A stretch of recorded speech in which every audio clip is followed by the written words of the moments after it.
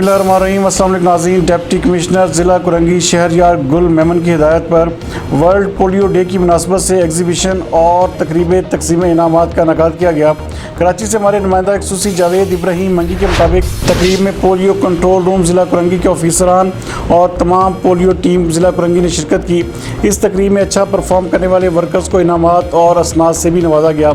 इस मौके पर डिप्टी कमिश्नर कुरंगी ने अपने अज़म का इजहार करते हुए कहा कि वो ज़िला कुरंगी और पाकिस्तान को पोलियो फ्री करने के लिए अपनी अनथक मेहनत जारी रखेंगे।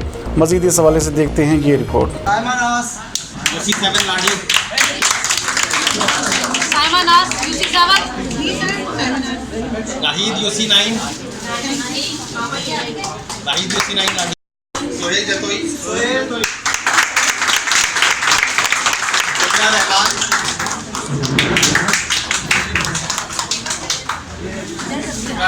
रहमान